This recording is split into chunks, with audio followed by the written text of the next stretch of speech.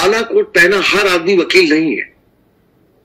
इस प्रोफेशन की एंट्री इतनी इजी है, इतना आसान है कि कोई भी आता है, रजिस्ट्रेशन कराता है बार काउंसिल में, बार काउंसिल बिना वेरिफिकेशन के, पेपर्स वेरिफिकेशन के रजिस्ट्रेशन करती है। उसके बाद वो आता है, प्रैक्टिस स्टार्ट करता है, वो वकील बन जाता है। वकालत एक पैसे की नहीं है, फिर भी वो मेंबर हो जाता है एसोसिएशन का, और उसके बाद वो उसकी आड़ में जमीन के धंधे, दाएं के धंधे शुरू करता है। क्या हमारी जिम्मेदारी नहीं है कि इनकी तरफ हम लोग? Allahabad high court bar association president जीतने के बाद मैंने कम से कम ऐसे 10-12 वकीलों को, 2 वकीलों को तभी रिसेंटली मैंने नोटिस इशू किया कि क्यों ना आपकी मेंबरशिप हम खत्म कर दें, क्योंकि आपने किसी मकान कब्जे कर रखा है। उस एक केस में तो हाईकोर्ट ने कॉग्निजेंस लिया और उन्होंने उनको डायरेक्ट किया है कि खाली करिए। दिल्ली हाई कोर्ट के जस्टिस यशवंत वर्मा के घर भारी संख्या में कुछ नोट मिले जो जले हुए थे। इस पूरे मामले में पूरी न्यायपालिका ही नहीं बल्कि पूरे अधिवक्ता समाज में भी के साथ साथ पूरे देश में एक अजीब सा हंगामा खड़ा हो गया है। हमारे साथ हैं इलाहाबाद बार एसोसिएशन के अध्यक्ष अनिल तिवारी जी। अनिल तिवारी जी, क्या हमें बताएंगे इस पूरे मसले पर, आपके छवि पर क्या असर पड़ा है? ये पूरी घटना आप किस नजरिए से देख रहे हैं और इसका अंजाम क्या होगा? अनिल तिवारी जी, मैं आखिरी सवाल आपसे जानना चाहता हूं। जिन परिस्थितियों में पिछले 10, 15, 20 साल में जो कॉलेजियम के नाम पे या उसके बाद से हस्तक्षेप के तौर पे आ रहे हैं, नए नए जजेस आ रहे हैं आपके इलाहाबाद में, जिन्होंने कभी वहां प्रैक्टिस भी नहीं की, इसके बावजूद जजेस हैं, आप उस पर नहीं बोल रहे हैं। क्या ये पराभव और उसके नष्ट होने की प्रक्रिया नहीं है? पहली बात तो आपकी ये बात सही है कि बाहर के जजेस आ रहे हैं जो उन्होंने प्रैक्टिस नहीं की। इस तरह की प्रैक्टिस जो आपने बताई बिल्कुल सही है, ये फैक्ट है। आपने दूसरी बात कहा कि आप इस पे नहीं बोल रहे हैं, ये आपको पूरा फैक्ट पता नहीं है। बार का प्रत्यावेदन, बार का प्रोटेस्ट हर इस तरह के अपॉइंटमेंट पे होता है। नंबर 2। नंबर 3, हमारा तो ये मुहिम ही छेड़ा है मैंने, collegium system is not transparent. Collegium system बदलना चाहिए। अब वो वक्त आ चुका है जब कॉलेजियम सिस्टम को रिविजिट होना पड़ेगा। बिल्कुल गलत तरीका है। एलिवेशंस होते समय बार कंसल्ट नहीं की जाती है। एलिवेशंस ऐसे लोगों का करना जाता है जो लोग इन्फ्लुएंशियल है, किसी पर्टिकुलर फैमिली से हैं, टैलेंटेड लोगों को इग्नोर किया जाता है। ये सारी बातें तो आज की डेट में हो ही रही हैं, इसीलिए ये झगड़ा और एग्रीवेट हो गया। बस एक इसका उसी सवाल का कोई एक पूरक प्रश्न है कि इसके पहले कॉलेजियम पर पछड़े और दलित लोग उस पर उससे ऐतराज करते हैं, अब सवर्ण भी कॉलेजियम पे सवाल उठाने लगे हैं। पता नहीं आप सवर्ण और दलित क्या होता है भाई साहब, ये शब्द मैंने कभी पढ़ा नहीं। मेरा सबसे बड़ा कंसर्न है पब्लिक फेथ। जुडिशरी टिकी ही पब्लिक फेथ पर है। पूरा पब्लिक फेथ आज ये सवाल गांव का आदमी खड़ा होकर कर रहा है, पान की दुकान वाला खड़ा होकर कर रहा है कि न्यायालय में ये क्या हो रहा है।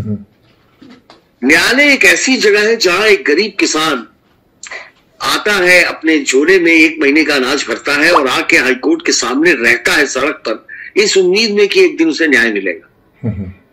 मैं अपनी जिंदगी के इस आखिरी सफर में, जब मेरा 30-35 साल हो चुके मुझे वकालत में, मैं अपने बच्चों को किस नजर से मिला के कहूंगा कि बच्चों तुम लोग मानवता और मॉरलिटी ध्यान रखना।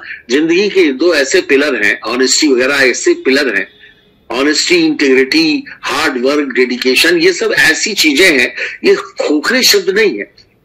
मैं अपने बेटे से कैसे नजर मिलाऊंगा कि मैं एक ऐसे प्रोफेशन में था जहां चोर जजेस थे। एक प्रश्न है, आप अपने बच्चों से सवाल पूछने आए, मैं आपसे आपके साथियों से जानना चाहता हूं, क्या वो दूध के धुले हुए हैं? बिल्कुल सही बात आपने कही। आपने तो मेरे मन की बात कही। बहुत बहुत मैं आपको दोबारा सैल्यूट कर रहा हूं। मैं अभी आता अगले सेंटेंस में वहीं पे, लेकिन आपने तो कमाल का बात कह दी, मेरे मन से बात ले ली आपने। आज जिस समाज में हम रह रहे हैं भाई साहब, उस समाज में काला कोट पहना हर आदमी वकील नहीं है। इस प्रोफेशन की एंट्री इतनी इजी है, इतना आसान है कि कोई भी आता है, रजिस्ट्रेशन कराता है बार काउंसिल में, बार काउंसिल बिना वेरिफिकेशन के, पेपर्स वेरिफिकेशन के रजिस्ट्रेशन करती है। उसके बाद वो आता है, प्रैक्टिस स्टार्ट करता है, वो वकील बन जाता है। वकालत एक पैसे की नहीं है, फिर भी वो मेंबर हो जाता है एसोसिएशन का, और उसके बाद वो उसकी आड़ में जमीन के धंधे, दाएं के धंधे शुरू करता है। क्या हमारी जिम्मेदारी नहीं है कि इनकी तरफ हम लोग? Allahabad high court bar association president जीतने के बाद मैंने कम से कम ऐसे 10-12 वकीलों को, 2 वकीलों को तभी रिसेंटली मैंने नोटिस इशू किया कि क्यों ना आपकी मेंबरशिप हम खत्म कर दें क्योंकि आपने किसी मकान कब्जे कर रखा है। उस एक केस में तो हाईकोर्ट ने कॉग्निजेंस लिया और उन्होंने उनको डायरेक्ट किया है कि खाली करें। आपके एक शासकीय अधिवक्ता है, सरकारी स्तर वकील हैं, नवीन मिश्रा, वो उनको 2012 में एक बार काउंसिल ने अवैध कर दिया था, फर्जी पे LLB लगा करके। वो अभी भी आपका सरकार का वकील बना हुआ है, उस पर कोई एक्शन नहीं कर रहे हैं आप? नहीं, सरकार का वकील तो वो इसलिए बना होगा क्योंकि उसके बार काउंसिल ऑफ इंडिया ने उसको स्टे कर दिया होगा। अगर वो आज की डेट में तो central bar council of India ने अगर ऐसा किया है तो मन्नन मिश्रा के ऊपर भी तो ये आरोप है कि वो पैसा दे करके कॉलेजेस का मान्यता दिया करते हैं बिना किसी जमीन के। मुझे ये बारे में कोई जानकारी नहीं है। मैं एक साधारण आदमी हूं, मेरे सामने करप्शन का जो मैटर आता है मैं उसे पूरी फाइल से लड़ता हूं। मैं निराश नहीं हूं, मैं इस बारे में बिल्कुल निराश नहीं हूं भाई साहब। तिवारी जी, मैं भी बिल्कुल निराश नहीं हूं, इसीलिए आपसे बातचीत कर रहा हूं। नेता हताश हो जाता, अवसाद में चला जाता, डिप्रेस हो जाता और मर जाता। मैं जिंदा रहना चाहता हूं, इसके लिए आपके सिस्टम मजबूत रहे, हमारा सिस्टम मजबूत रहे, इसके लिए हम जिंदा रहना चाहते हैं, केवल भोजन के लिए नहीं। तो ये हैं इलाहाबाद बार एसोसिएशन के अध्यक्ष अनिल तिवारी जी। अगली बार फिर दूसरे मसले पर, किसी दूसरे स्थान पर, किसी दूसरे लोगों के साथ हम फिर हाजिर होंगे। तब तक दुलती ले कुमार सोइल को इजाजत दीजिए। नमस्कार।